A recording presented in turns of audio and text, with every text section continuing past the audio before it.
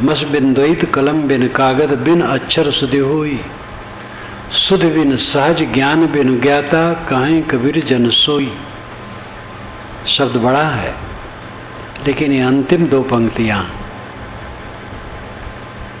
मस बिन द्वैत कलम बिन कागद, बिना स्याही के, बिना दवाइत के, बिना कलम के, बिना कागज के, मस बिन द्वैत कलम बिन कागज बिन अक्षर शुद्धि हुई, और बिना अक्षर के उसकी शुद्धि होती है। शुद्धि शब्द बड़ा सरल है, शुद्धि याद ख्याल। मस बिन द्वैत कलम बिन कागज बिन अक्षर शुद्धि हुई, स्याही के बिना, दावात के बिना, कलम के बिना, कागज के बिना, अक्षर के बिना उसकी शुद्धि होती है, ख्याल होता है। लेकिन शुद्ध बिन सहज, ऐसी भी शुद्ध नहीं कि जो बाहर की शुद्धि है। बाहर की शुद्धि तो सब भूल जाती है। सहज, सहज शुद्धि, शुद्ध बिन सहज, वैसी शुद्धि है जो शुद्ध के बिना है, बाहरी ख्याल नहीं, सहज स्वयं स्वरूप। ज्ञान बिन ज्ञाता, ज्ञान के बिना वो ज्ञाता होता है। काहें कबीर जन सोई, कबीर साहब कहते वही जन दुख से पार होता है।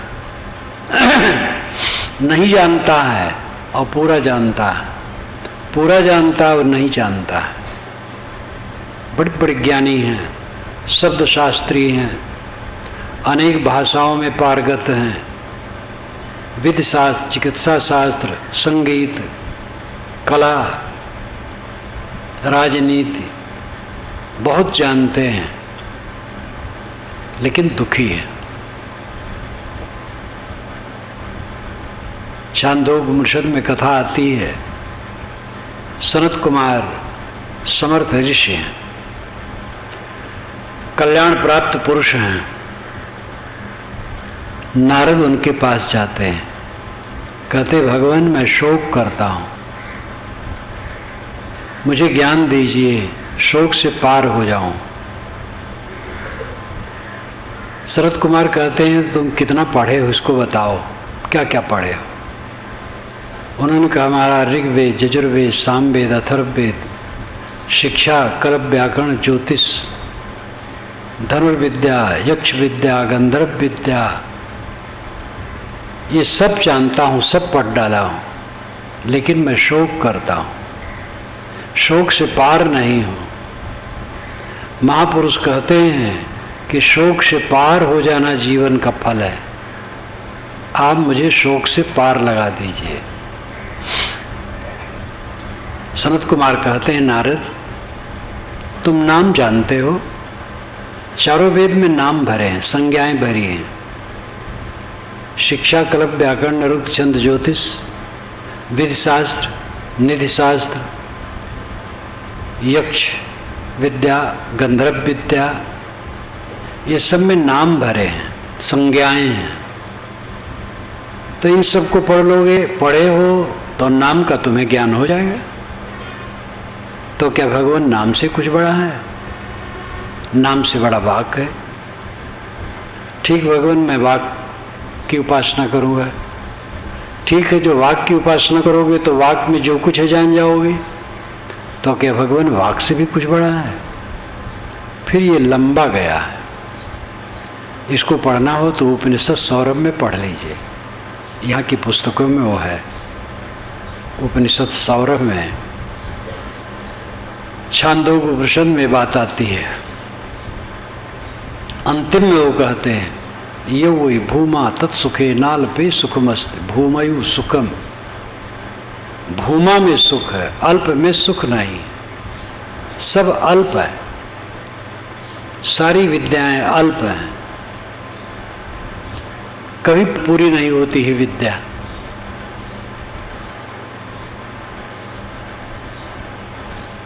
आज से कोई 1200 वर्ष पूर्व काशी में स्वामी शंकराचार्य गंगा में स्नान करने जा रहे थे।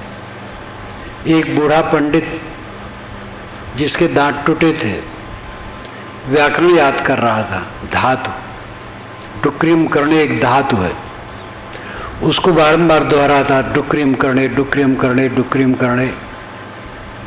शंकराचार्य देखे और उन्होंने कहा, प्राप्ते सन्यते मरणे, नहीं रक्षत डुक्रियम करणे, भज गोविंदम भज गोविंदम गोविंदम भज मूढ़मते।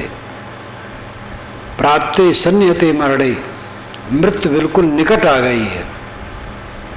ये डुक्रिम करने धात तेरी रक्षा नहीं कर सकती है। अय मूढ़, गोविंद भगवान का भजन कर। गोविंद भगवान के भजन का वहां प्रकरण रहा। गोविंद आत्मा ही है, राम रघुनाथ आत्मा ही है, ब्रह्म ईश्वर आत्मा ही है, बाहर नहीं। कबीर साहब ने सगुण शब्दों को लिया है। हरि, गोविंद, सारंगपाणी, राम, रघुराई, कृष्ण, ये सब शब्दों को उन्होंने लिया है। लेकिन जहाँ उन्होंने आत्मज्ञान का उपदेश किया है, ये सब का अर्थ वही है, आत्मा ही है। वैष्णव लोग कबीर साहब के साथ खूब रहा करते थे। कबीर साहब वैष्णव के पक्षधर थे। वैष्णव की उन्होंने गोरखपंथियों के विवाद से रक्षा की थी। शायद रामानंद स्वामी का संपर्क होने से भी ये प्रभाव रहा हो। रामानंद स्वामी कबीर साहब के पूर्ण गुरु तो नहीं थे, लेकिन गुरु कहा जाता है, वो झूठ भी नहीं हो सकता है। कुछ लोग तो इतना झूठ मानते हैं कि बिल्कुल गलत है। रामानंद कबीर के गुरु बिल्कुल नहीं हो सकते हैं, और इतने कटु कहते हैं कि कुत्ता बिल्ली कबीर का गुरु हो सकता है, रामानंद नहीं। तो ऐसे हठी और कुतर्की को कोई नहीं समझा सकता है। रामानंद से इतना विरोध करने की क्या जरूरत है। रामानंद एक समर्थ वैराग्यवान संत थे काशी में उस समय। कबीर साहब बच्चे थे और वे तीव्र जिज्ञास थे, मुमुक्षु थे, अद्भुत पुरुष थे।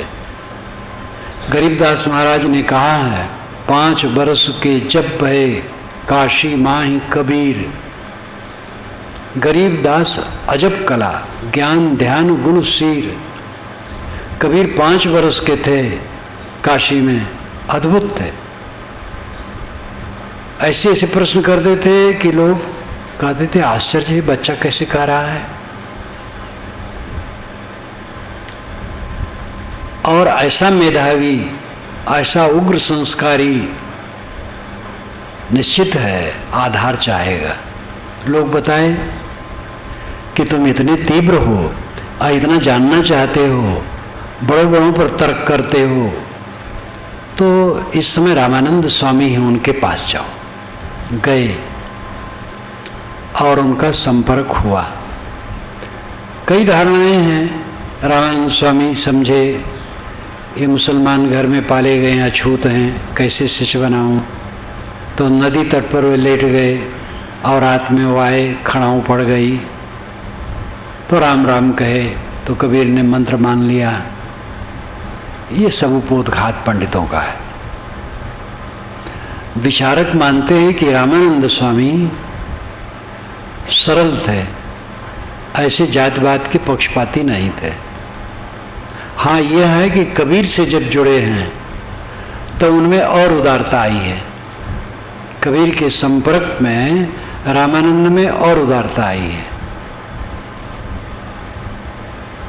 वो सीढ़ी पर लेटे हों न लेटे हों, कहानियाँ तो बहुत बन जाती हैं, लेकिन इतना सच लगता है कि कबीर साहब ने रामानंद स्वामी को गुरु माना हो, और वह गुरु मानना सापेक्ष है, निरपेक्ष नहीं, पूरा नहीं। क्योंकि इसकी सिद्ध के लिए बीजक में एक ही पंक्ति है, रामानंद रामरस माते, काहीं कबीर हम कहीं कहीं थाके। रामानंद रामरस में माते रहे, कबीर कहते मैं कह कर कि थक गया, माने नहीं हो।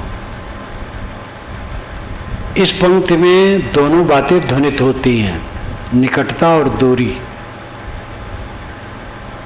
रामानंद रामरस माते, रामानंद रामरस में माते रहे। कबीर साहब कहते मैं कह के थक गया, लेकिन मेरी सीख उन्होंने नहीं मानी। कह के थकने की बात कहाँ होती है? अपनों में, चाहे अपना लड़का हो चाहे अपना पिता हो। लड़का नहीं मानता है तो पिता कहता काका के थक गए, लेकिन मानता ही नहीं है।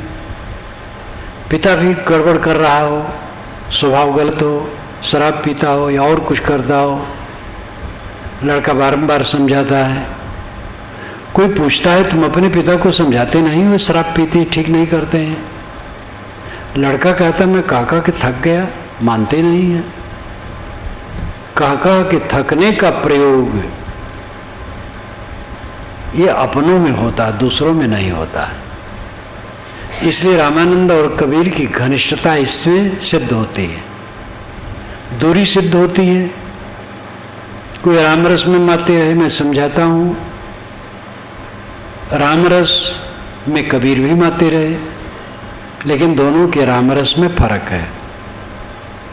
रामानंद का रामरस परोक्ष है, कबीर का रामरस अपरोक्ष है। रामानंद स्वामी अलग राम मान करके उसकी उपासना करते हैं, कबीर कहते राम स्वयं है, अलग नहीं है। जब एक वैष्णव संत मुझसे मिलने आए, मेरी उम्र के थे, मैंने कहा कि आप श्री राम के देह को राम मानते हैं कि आत्मा को? तो बड़े चक्कर में पड़ गए हो, मौन रहे 1 मिनट तक। कहे महाराज क्या कहूँ, शरीर को कहूँ तो शरीर तो नश्वर तो चला गया, आत्मा ही राम होगा। तो मैंने कहा उसी आत्मा को राम हम भी मानते हैं। तो बहुत खुश हो गए। मैंने कहा आपकी उपासना मेरी उपासना एक, दोनों राम उपासक हैं। कहे महाराज हम लोगों में ऐसा समझाते नहीं। बड़ी सरलता से उन्होंने कहा हम लोगों में ऐसा समझाते नहीं, बस वही करकंज पद कंजारुणम, राम के हाथ पैर नाक कान सब कमल के समान कोमल हैं। एक प्रसिद्ध महंत वैष्णव महंत से बात हुई मेरी, मैंने कहा गोस्वामी जी ने कहा है अनुराग जे निज रूप सो जगते विलक्षण देखिए, संतोष सम शीतल सदा दमदेहवंत न पेखिए, निर्मल निरामय एक रस ते हर शोक न व्यापई, त्रैलोक पावन सो सदा जाकी दशा ऐसी भई। ये विनय पत्रिका में है, एक लंबा पद है, उस पद में एक एक छोटा पद है। अनुराग जे निज रूप सो जगते विलक्षण देखिए, निज रूप से जिसका अनुराग है, आत्मा में अनुराग है, वो जगत से विलक्षण होता है। संतोष शम शीतल सदा दम देहवंत न पेखिए, वो संतोषी होता है, सम होता है। संतोष सम शीतल ठंडा होता है, उद्वेगहीन। दम इंद्रियों पर संयमी होता है। देहवंत न पेखिए, देहाभिमानी नहीं होता है। संतोषम शीतल सदा दम देहवंत न पेखिए, निर्मल निरामय एक रस, निर्मल मन का, निरोग मन का एक रस, उद्वेग शून्य, निर्मल निरामय एक रस ते हर शोक न व्यापई, उसके मन में हर शोक नहीं व्यापते हैं। त्रैलोक पावन सो सदा, ऐसा व्यक्ति त्रैलोक का पावन है, सबको पवित्र करने वाला है। हम लोग त्रैलोक कहते हैं, चीन वाले धरती और स्वर्ग कहते, 2 लोक कहते हैं। कहने का अपना तरीका, पूरी दुनिया में पुराने जमाने में समग्रता के लिए ये सब शब्दों का प्रयोग हुआ है। त्रैलोक के पावन सो सदा जाकी दशा ऐसी भई, इसका अर्थ हुआ जो आत्मा में अनुरागी है वो शम शीतल संतोषी, इंद्रिय संयमी, मन संयमी, निर्मल मन, निरोग मन, हर शोक से पार, ऐसा आदमी त्रैलोक के पावन है। तो महंत ने कहा हाँ, लेकिन गोस्वामी जी ने और कुछ कहा है। हम क्या और क्या कहा है कि करकंज पद कंजारणम, एकदम बचकानी बात। भगवान के हाथ पैर बड़े कोमल कोमल है, ये बच्चों को समझाने के लिए है। जिनको हमने भगवान जब कहा उनके हाथ पैर कोमल जरूर रहे होंगे 18 से 28 वर्ष के अंदर, बड़े सुंदर सुंदर रहे होंगे, लेकिन 30 बजे तब खीस बहे, उनके भी चाम में सिकन आई होगी, बाल पके होंगे, मोटी मोटी नसें निकली होगी, शरीर खुरदरा हो गया होगा, दांत उखड़े होंगे, कमर ढीली हुई होगी। वैसे जिनको भगवान बनाया जाता है दाढ़ी मूंछ उड़ा दी जाती और उनको सदैव जवान चित्रित किया जाता है, 30 से ऊपर नहीं ले जाया जाता है। 28-30 वर्ष की उम्र का सुंदर युवक जैसे होता है, सारे भगवानों का चित्र और मूर्ति वैसे रहती है, क्योंकि भगवान बनाने की दाढ़ी मूंछ हटाना है और बुढ़ापा हटाना है। लेकिन कोई देहधारी ऐसा नहीं होता जिसको बुढ़ापा ना आए, अगर वो पहले मर नहीं गया है। बुढ़ापा आएगा, दांत उखड़ेंगे, बाल पकेंगे, सिकन आएगी, झुर्रियाँ पड़ेंगी, इसको कौन रोक सकता है। कबीर साहब को भी भगवान बनाने की चेष्टा चल रही है, उनकी भी दाढ़ी मूंछ उड़ाई जा रही है, उनकी मूर्ति और चित्र भी अब ऐसे बनने शुरू हो गए हैं पश्चिमी भारत में। बस धीरे धीरे ऐसे होता है। महापुरुषों ने कांटे के पथ पर चल करके तप किया है, मानवता की सुरक्षा की है। हम लोग उनको पूज करके कल्याण चाहते हैं। राम पूज करके बड़े नहीं हुए हैं। शाम को बताया गया राजगद्दी, सुबह दिया गया 14 वर्ष का कठोर वनवास। वाल्मीकि रामायण में लिखा है कि राम को शोक नहीं हुआ, ये उनका रामत्व है।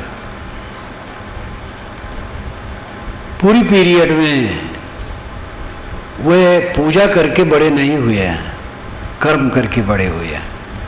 श्री कृष्ण महाराज भी इसी तरह, कबीर साहब ऐसे, और जितने महापुरुष हैं दुनिया के सब ऐसे हुए हैं। कोई विरक्त है, कोई गृहस्थ है, वो बात अलग है, लेकिन जितने महापुरुष हैं वे तप और साधना से महान हुए हैं।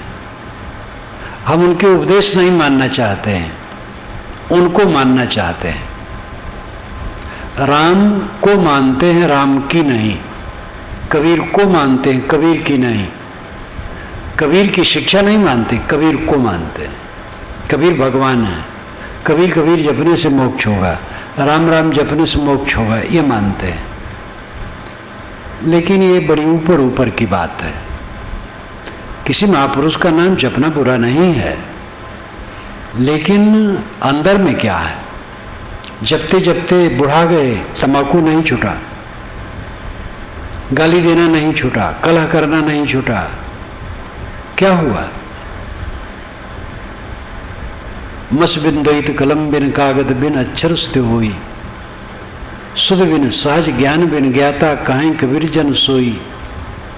वह ज्ञान जो कलम कागज स्याही दावात अक्षर और बाहरी शुद्ध के बिना होता है, वो कौन ज्ञान है। वो अपने आप का ज्ञान है। उसमें बाहरी चीजें थोड़ी सहायक हैं, इसलिए लिखा पढ़ा जाता, पुस्तकें छपती हैं और अध्ययन बताया जाता और पढ़ना चाहिए। लेकिन पढ़ के रह जाए, किताब का कीड़ा हो गया। किताब में तो कीड़े भी रहते हैं, कई बार किताब खोली जाती है, उसमें कीड़े मिलते हैं। किताब जानते हैं क्या है। हम बहुत घोख लिए, अवाचन नहीं करते तो क्या होगा। एक ने कहा आप लोग बीजक पढ़ते हैं, मैं बीजक पर चलता हूं। तो दूसरे संत ने मजाक किया, हाँ तभी तो बीजक की कई प्रतियां टूट गई हैं, क्योंकि आप उस पर चले हैं। तो उनका भी अहंकार था, जो चलता है ऐसा कहता नहीं, और जो कहता वो चलता नहीं। जो चलने लगता है उसकी आवाज मंद हो जाती है, धीर हो जाती, गंभीर हो जाती। हमें ज्ञान का बड़ा गर्व है, लेकिन ज्ञान जिस तरफ है उस तरफ भूसी भरी है, अधूरे हैं, अध कचरे हैं। किसी भाषा का विद्वान ताल ठोक के नहीं कह सकता कि मैं इसका प्रकांड पंडित हूं, बाकी रह जाता है, छुटा रह जाता है। हर जगह ज्ञान बाकी रह जाता है। पूरा ज्ञान क्या, करोड़ हिस्सा में कहीं थोड़ा होता है। कई विषय ऐसे हैं, एक ही पौधे में कई फूल हैं और भिन्न रंग के हैं, एक ही फूल में कई रंग हैं। कैसे बना बताना मुश्किल है, लेकिन बना, कारण कार्य की व्यवस्था है। नींबू, गन्ना, मिर्चा एक ही जगह सटा करके बो दिया गया। मिर्चा में तीता फल, गन्ना में मीठा रस, नींबू में खट्टा रस। उसी मिट्टी पानी हवा से कैसे भिन्न भिन्न हो गए, तत्वों में कम बेस हो करके ऐसा हो जाता है। लेकिन सब जगह की सारी बातों को बता पाना बड़ा मुश्किल है। बड़े बड़े वैज्ञानिक, आइंस्टीन जो 20वीं शताब्दी का महान वैज्ञानिक हुआ, उसने कहा कि समुद्र के किनारे हम लोग घोंघी बटोर रहे हैं, अभी हीरा नहीं पाए। हमारा जितना ज्ञान है सब अधूरा है। संसार अपूर्ण है, ज्ञान अपूर्ण है। पूरा कहाँ होता है? पूरा होता है संतों के ज्ञान में। जो संत बताते हैं वो रास्ता में पूरा है। कहें कबीर हम पूरा पाया। और इसके विपरीत कहा गया है, परे न पूर दिनों दिन छीना। पूर परना, क्लेश रहित हो जाना, दुख रहित हो जाना, सब समय दुख से पार रहना, ये पूरा ज्ञान है। और ये ज्ञान साधना द्वारा होता है, अपने को संभालने से होता है। दुनिया के ज्ञान को बटोरने से नहीं होता है। बहुत जानते हैं और जान जान करके पीड़ित हैं। दर्शन शास्त्र के ज्ञाता हैं, पीड़ित हैं। अध्यात्म शास्त्र के ज्ञाता हैं, वो पीड़ित हैं। भक्ति शास्त्र के ज्ञाता और पीड़ित हैं। मनोविज्ञान के प्रोफेसर हैं, लेकिन मन में उलझे हैं, पढ़ा देते हैं। जो शैली है, विधि है, उसी के अनुसार पढ़ा देते हैं, लेकिन स्वयं उद्वेगित हैं। एक मनोवैज्ञानिक का मेरा ज़्यादा संपर्क पड़ा है। मनोविज्ञान के प्रोफेसर थे, इंग्लिश के बहुत मज़े आए। इंग्लिश में उन्होंने पुस्तकें भी लिखी हैं। डेप्थ साइकोलॉजी, उनकी पुस्तक मैंने पढ़ी पहली बार तो लगा कि उनकी भाषा बड़ी परिमार्जित है और कहने में सिद्धहस्त है, लेकिन वो सदैव उलझे रहते थे। जब मैं समझाऊं तो कहें अच्छा, ऐसा तो मैं कभी नहीं सोचा। सरल तो थे, पता नहीं है कि नहीं, बूढ़े होंगे अगर होंगे तो। पश्चिमी उत्तर प्रदेश के थे, सरल थे और सदैव मनोविज्ञान में उलझे रहते थे। लड़के कहे में नहीं है, कहे अब जाऊंगा, मकान मेरे नाम है, बेच दूंगा। मैंने कहा फिर वही बात कर रहे हो, मनोविज्ञान पढ़ाते हो, आपकी इतनी बड़ी तनख्वाह है, पेंशन बड़ी रहेगी, आपको क्या कमी रहेगी? बच्चे नहीं मानते हैं, मकान मत बेचो। बेचोगे तो आपका मन उलझ जाएगा। और जब हम गलत करते हैं तो सोचते गलत कर देंगे, बस छुट्टी ले लेंगे, छुट्टी मिलेगी। गलत करके छुट्टी मिलेगी किसी को? वो गलत चिपक जाएगा आपके मन में, छोड़ेगा नहीं, छुड़ाए नहीं छूटेगा। मरी मरी धोए दाग न छुटी हैं, ये साहिब ने गाया है। गलत कर लेने के बाद सहज नहीं उसका छूट जाना। अनेक बार उनको समझाता रहा। एक बार उन्होंने कहा, अब तो मेरी सब कामनाएं मिट गई हैं, मुझे शांति है, लेकिन ये लगता है कि स्वरूप स्थिति में कुछ कसर है, इसलिए मैं थोड़ा दिन और जीना चाहता हूँ जिससे कि वो काम पूरा हो जाए। मैंने कहा, जीने की इच्छा भी छोड़ दीजिए, बस काम पूरा हो जाएगा। कि अच्छा, ऐसा तो सोचा नहीं। मैंने कहा, ऐसा सोचो, जीने की इच्छा छोड़ दो, बस काम पूरा हो जाएगा। जीने की इच्छा क्यों होती है? क्योंकि भोगने की इच्छा होती है, कुछ करने की इच्छा होती है, कुछ पाने की इच्छा होती है, कुछ देखने की इच्छा होती है। कुल मिलाकर के भोगने की इच्छा है, इसलिए जीने की इच्छा है। जीने की इच्छा मिट जाने का अर्थ है कुछ भोगने की इच्छा नहीं रह गई, संगत की इच्छा ही नहीं रह गई, असंगता ही में तृप्ति।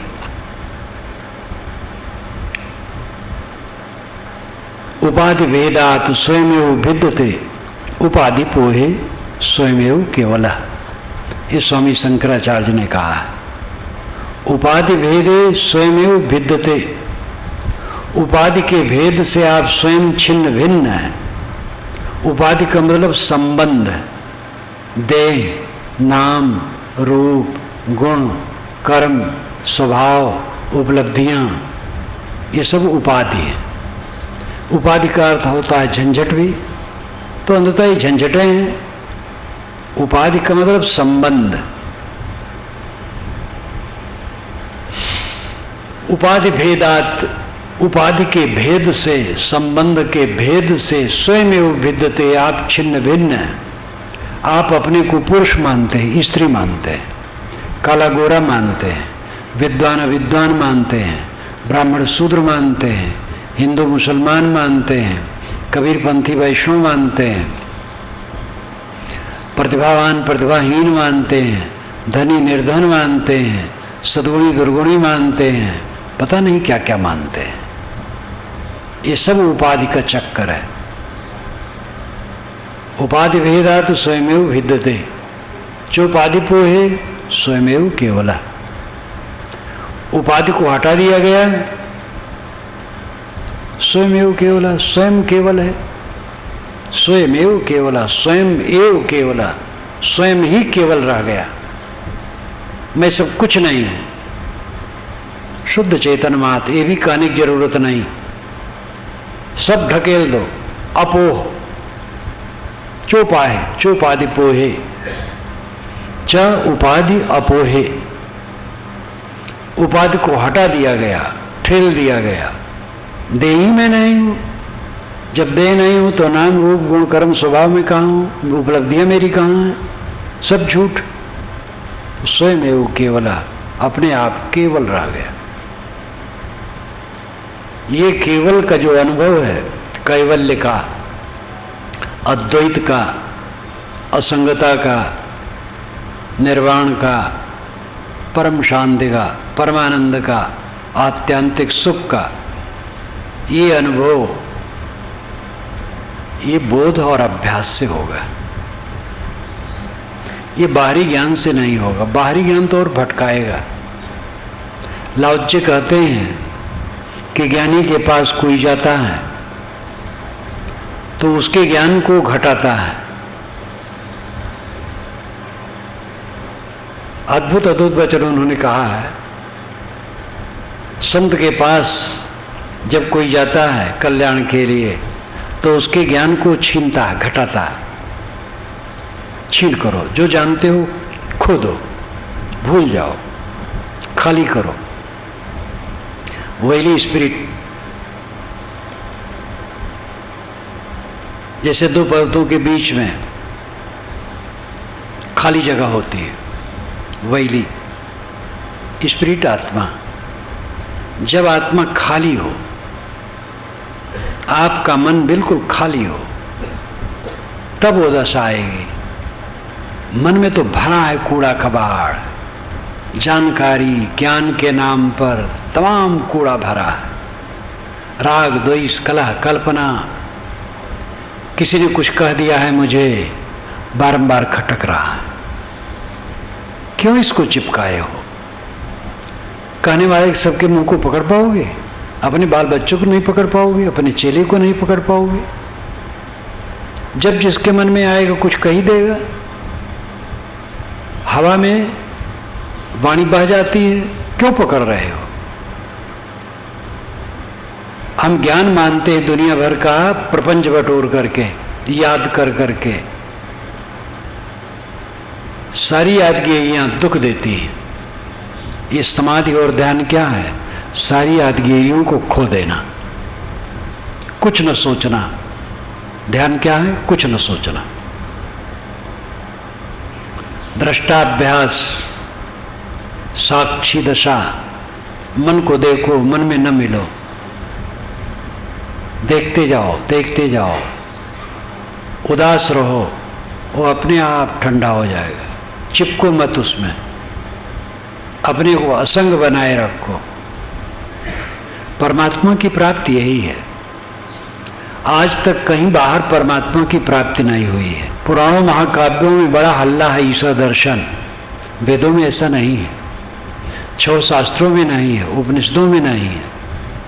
आश्चर्य है, जो बहुत पहले ऋषि हुए हैं वो ऐसे भ्रम में नहीं थे। पीछे तो और प्रगति होनी चाहिए थी, तो पीछे और अवगति हो गई। पुराणों महाकाव्यों का जो प्रपंच चला उसमें इतना बढ़ा कि हद हो गया। बौद्धों और जैनों का प्रचार बहुत विस्तृत हो गया था।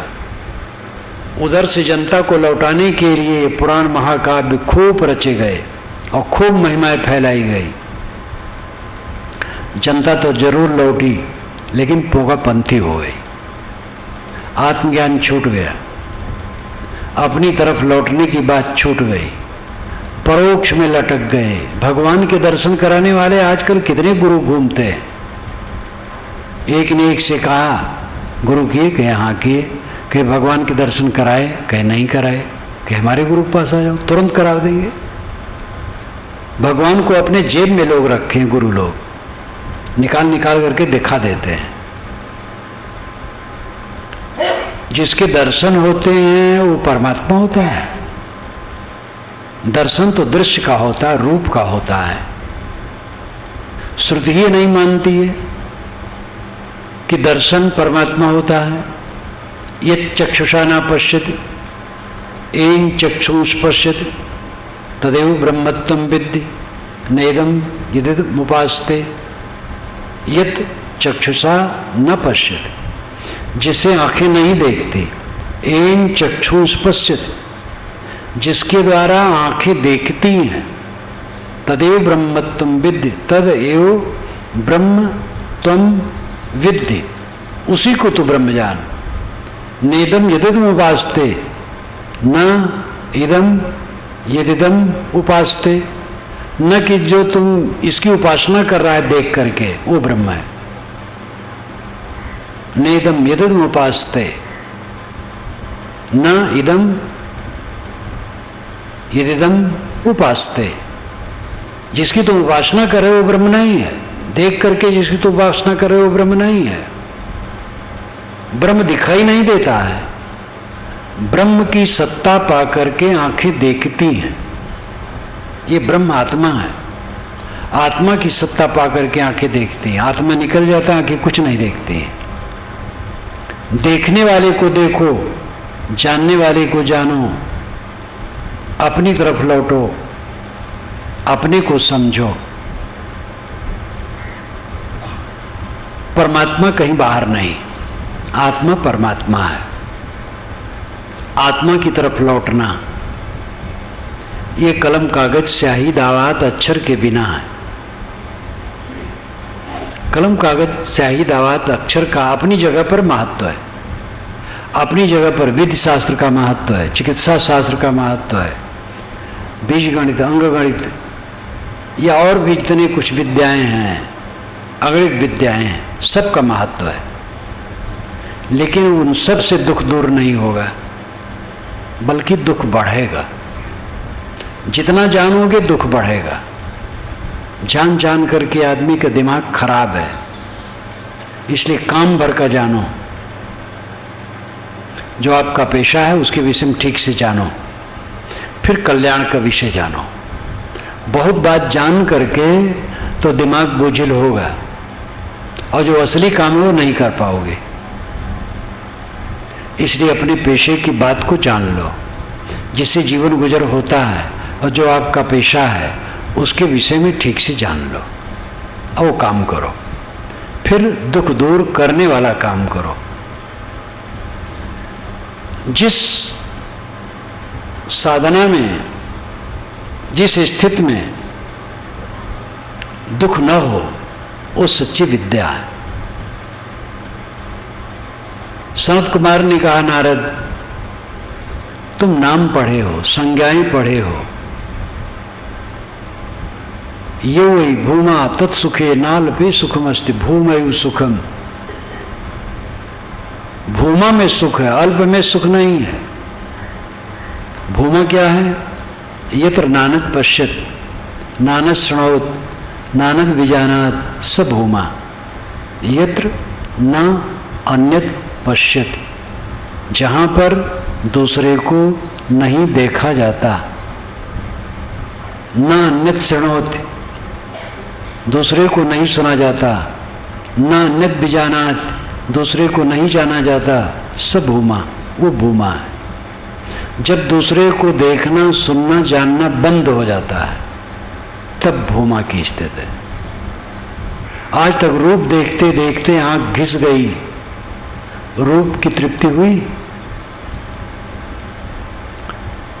जीभ से चखते चखते स्वाद, जीभ घिस गई, स्वाद से तृप्ति न हुई। स्पर्श करते करते चाम घिस गया और स्पर्श और काम भोग से तृप्ति न हुई। अपनी मान बढ़ाई के शब्द सुनते सुनते कान बुढ़ा गए, लेकिन मान बढ़ाई से तृप्ति हुई? कहीं तृप्ति की संभावना नहीं। इनको त्यागने से तृप्ति होगी, अंतर्मुख होने से तृप्ति होगी। देह द्वार ते जगत ज्ञान है, जगत ज्ञान है दुखदाई। देह संबंध छुटेगा तब जब सकल वासना जर जाए। ये निर्मल साहब की निर्मल वाणी है। निर्मल साहब का न्यानामा तो टीका सहित उपलब्ध है। उनकी पूरी वाणी अब आ जाएगी, छप गया, जल्दसाजी हो रही है इलाहाबाद में, और कुछ दिन में आपके हाथ में आ जाएगी। महान शास्त्र है। नाम जैसे उनका निर्मल, वैसे वाणी निर्मल। एकदम खट खट खट समझते चले जाओ। देह द्वार ते जगत ज्ञान है, जगत ज्ञान है दुखदाई। देह संबंध छुटेगा तब जब सकल वासना जर जाए। थोड़े में है पूरा शास्त्र। देह के दरवाजे से जगत को हम जानते हैं। अभी आंखें हमारी खराब हो जाए पूरी, रूप बिल्कुल नहीं जानेंगे। कान की शक्ति नष्ट हो जाए तो हम आवाज को बिल्कुल नहीं जानेंगे।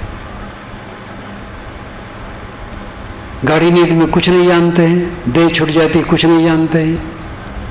देह के झरोखे से जगत का ज्ञान होता है और जगत ज्ञान है दुखदाई। ये जगत का ज्ञान दुखदाई है। नींद खुली, दुख शुरू हुआ। समाधि लाभ व्यक्ति की बात अलग है, जिसे समाधि लाभ है। जिसका मन समाधि में है, सोते सुखी है, जागते सुखी है, सब समय सुखी है। समाधि लाभ, समाधि का अर्थ है मानसिक पीड़ा का अंत। सम आदि, आदि और व्याधि। आदि मानसिक पीड़ा और व्याधि मानसिक शारीरिक पीड़ा। शारीरिक रोग को व्याधि कहते हैं और मानसिक रोग को आदि कहते हैं। समाधि, सम आदि। मानसिक रोग जिसका नष्ट है, मन का दुख जिसका समाप्त है, उसको समाधि लाभ है। जो समाधि में है वो जागते भी सुखी है, सोते भी सुखी है। सोते तो सब सुखी रहते हैं, लेकिन वो जागते भी सुखी है। वो देखते हुए नहीं देखता, सुनते हुए नहीं सुनता, जानते हुए नहीं जानता, करते हुए नहीं करता। उसकी स्थिति विलक्षण होती है। आवश्यक कर्तव्य को करता है, देखता है, सुनता है, छूता है, चलता है, फिरता है, लेकिन वो अचल है, अपने आप में है। कर्म करे और रहे अकर्मी की दशा उसकी है। यही निष्काम कर्म है। देह द्वारते जगत ज्ञान है, और जगत ज्ञान है दुखदायी। देह संबंध छूटेगा तब जब सकल वासना जल जाए, सारी तृष्णा जल जाएगी तब। अगर संसार से कुछ पाने की इच्छा और भोगने की इच्छा है, गुरु बनने की इच्छा, महंत बनने की इच्छा, मठाधीश बनने की इच्छा है, तो ये चुंबक खींच लाएगा फिर देह में। कुछ करने की इच्छा, कुछ पाने की इच्छा है, कुछ भोगने की इच्छा है, तो फिर से ये देह धारेगा, ये कर्म संस्कार फिर देह में लाएगा। देह संबंध छूटेगा तब जब सकल वासना जल जाए, सारी वासनाएं जल जाएं, कुछ तृष्णा नहीं, वासनाहीन तृप्त आत्मा।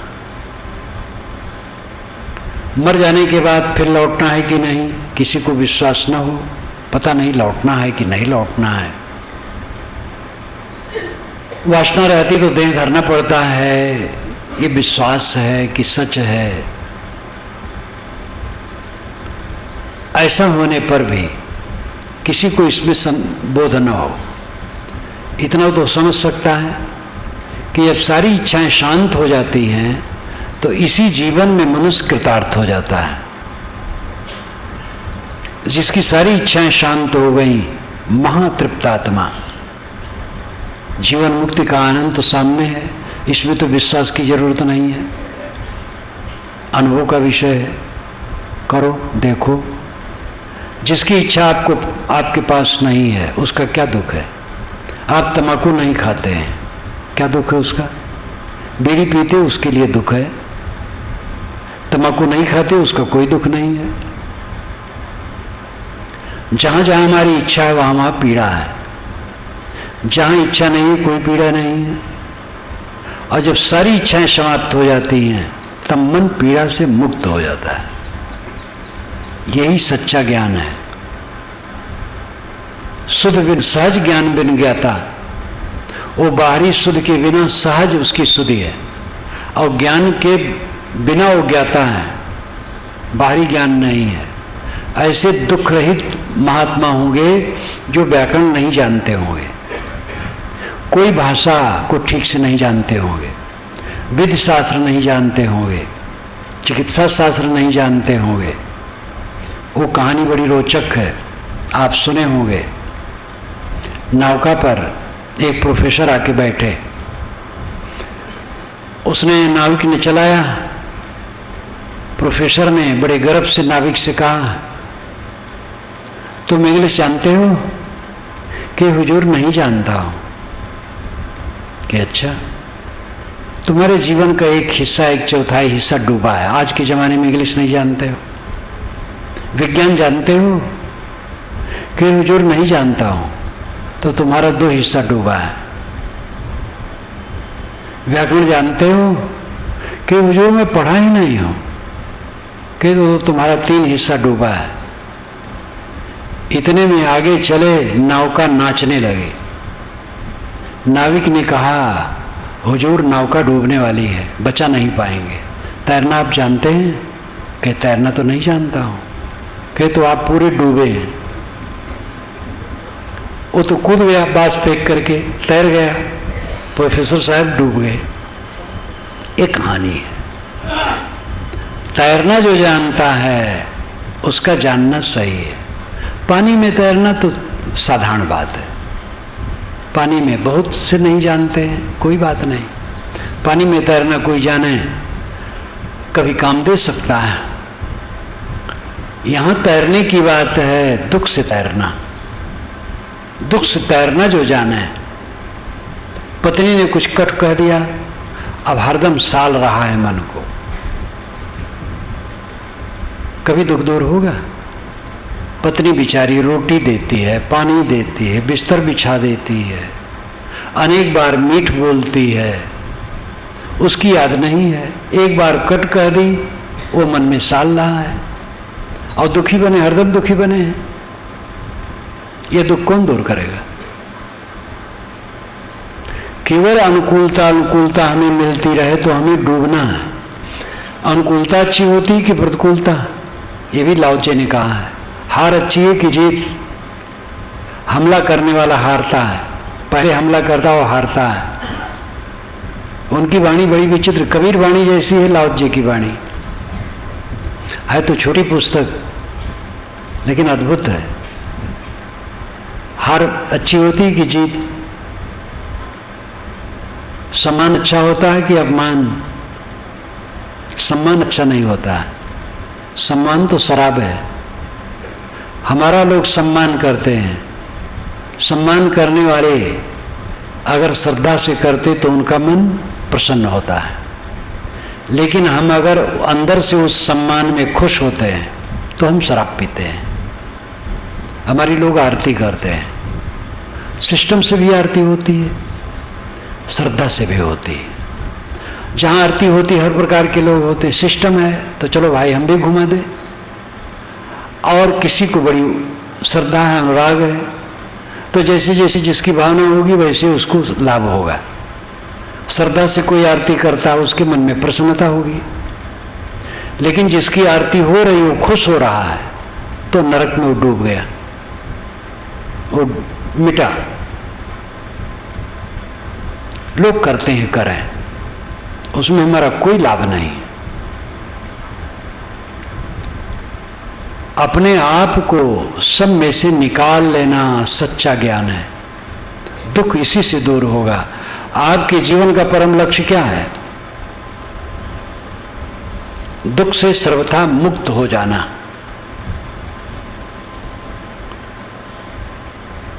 और दुख से सर्वथा मुक्ति का रास्ता दुनिया में कहीं नहीं है। दुख बढ़ता है। बड़े बड़े पदों पर जाने वाले रोते हैं। एक छात्र पढ़ता है कॉलेज में, मैं डिप्टी हो जाऊं, कलेक्टर हो जाऊं, कमिश्नर हो जाऊं, क्या पूछना, कार बंगला, लड़के बच्चे। लेकिन डिप्टी कलेक्टर कमिश्नर रोते हैं। हम लोगों का जीवन ऐसा है, सबसे संपर्क होता है। कमिश्नर है, कमिश्नर तो बहुत बड़ा पावर वाला होता है, लेकिन अंदर में पीड़ित है, अनेक बातों को लेकर पीड़ित है। अच्छे अच्छे बड़े अफसर मिलते हैं और अनेक बातों से पीड़ित रहते हैं। दुनिया की उपलब्धियां पीड़ा से मुक्त नहीं कर सकती, पीड़ा बढ़ाती हैं। क्यों पीड़ा बढ़ाती हैं? क्योंकि उसको हम जीत नहीं पाते। धन बढ़ गया, पीड़ा बढ़ेगी। धन बढ़ गया तो धन को जीतें।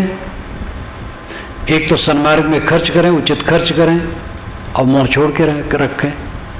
सम्मान बढ़ा तो उसको जीतें, सम्मान में खुश न हो। क्षणिक सब चीजें हैं, आई गई, क्या इनसे संबंध है? आरती कब तक कोई करता है? प्रशंसा कोई कब तक करता है? कोई कब तक हमारे सामने हाथ जोड़े खड़ा रहेगा? और बहुत समय तक खड़ा रहे तो क्या मिलेगा? सब हवा की तरह भाग जाने वाला है।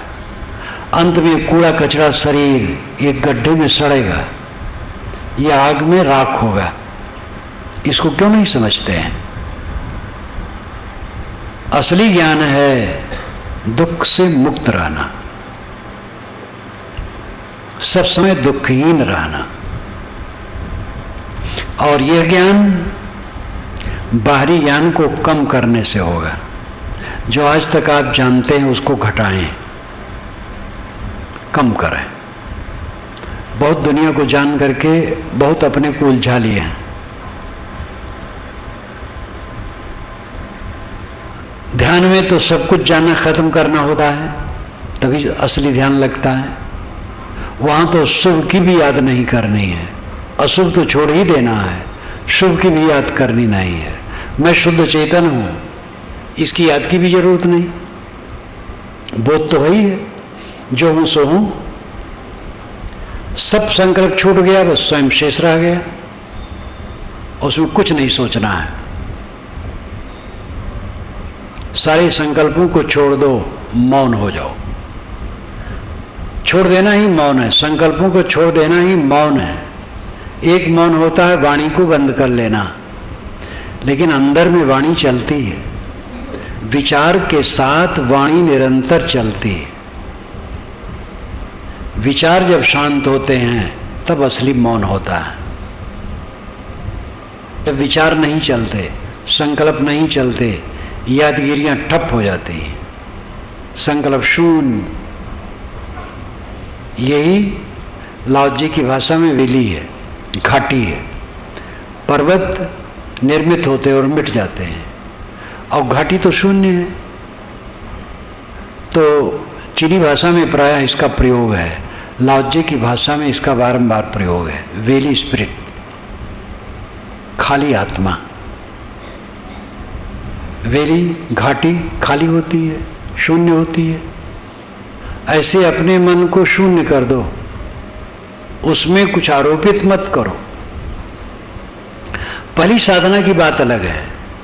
आप किसी को भगवान मानते हो, किसी को गुरु मानते हो, किसी को महापुरुष मानते हो, संत मानते हो, उसका चित्र मन में लेके ध्यान करो। चंचल चित्त को एकाग्र करने का ये बढ़िया साधन है। पतंजलि महाराज ने भी कहा है, वीतराग विषमो चित्तम। अनेक साधना बताए चित्त को एकाग्र करने के लिए, तो वह अथवा कह करके वीतराग चित्तम का, वीतराग विषमो चित्तम। वह अथवा वीतराग पुरुष को विषय बनाना, विषय नाम पदार्थ, आधार। वीतराग पुरुष को अपना आधार बनाओ चित्त को एकाग्र करने के लिए। जिनका राग बीत गया है वैराग्यवान पुरुष हैं। ऐसे संत पुरुष का चित्र अपने मन में लो और उसमें मन को ठहराओ। ये पतंजलि महाराज कहते हैं। ज्योतिनाद बिंदु शब्द किसी में मन को ठहराओ। ये सब आरंभिक साधना में ठीक है। एकाग्रता का अर्थ ही है एक अग्र, एकाग्र एक अग्र, आगे एक है, अनेक नहीं है। किसी महापुरुष का चित्र है, शब्द है, नाद है, ज्योति है, बिंदु है, कुछ है, बस एक है और कुछ नहीं है, और उसी में मन टिका है, तो ये एकाग्रता है। लेकिन ये ध्यान नहीं है। ध्यान या समाधि है जब कुछ न रहे, सन्नाटा, शांत, निस्तब्ध, निशब्द। शरीर न हिलना डुलना निस्तब्धता है, और मन का संकल्प शून्य हो जाना निशब्दता है। निशब्दता और निस्तब्धता पूरी समाधि। ध्यान में बैठो, हिलो डुलो मत। पैर बदलना हो बीच में बदल लो, और कुछ कहीं खुजलाहट हो, कुछ हो, विशेष हो तो कर लो, नहीं तो उसको सह लो और हिलो डुलो मत, निस्तब्ध रहो। न हिलना डुलना निस्तब्धता है। ये तो थोड़े अभ्यास में हो जाता है, लेकिन निशब्दता ये बहुत कठिन है। करने वाले के लिए सरल है, हो जाएगा। निशब्दता, शब्द शून्य हो जाना। विचारों में निरंतर शब्द चलते हैं। विचार शांत होते हैं तो अंदर में शब्द शांत होता है,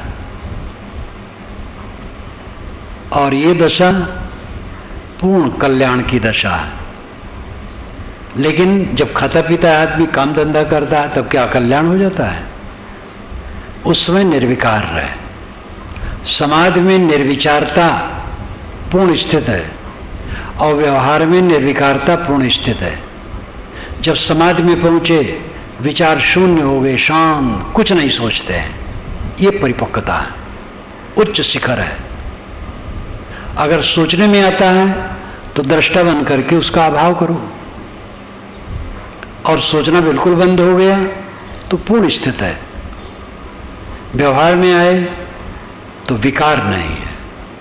काम, क्रोध, लोभ, मोह, द्वेष, ईर्षा, चिंता, उद्वेग, कोई विकार नहीं है। विकार विहीन मन, ये व्यवहार में समाधि ही है। तो मैंने कहा था कि ज्ञान, जो बाहरी ज्ञान है, वो अपना महत्व रखता है, लेकिन अंततः आत्मज्ञान ही ज्ञान है। और सब भूल करके स्व में स्थित हो जाना महाज्ञान है, और उसी के लिए समाधि अभ्यास है।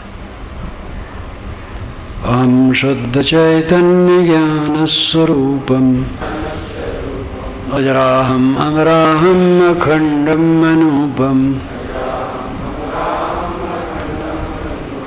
अहम शुद्ध चैतन्य ज्ञान स्वरूपम अजराहम अमराहम अखंडम अनूपम अहम शुद्ध चैतन्य ज्ञान स्वरूपम अजराहम अमराहम अखंडम अनूपम अहम शुद्ध चैतन्य ज्ञान स्वरूपम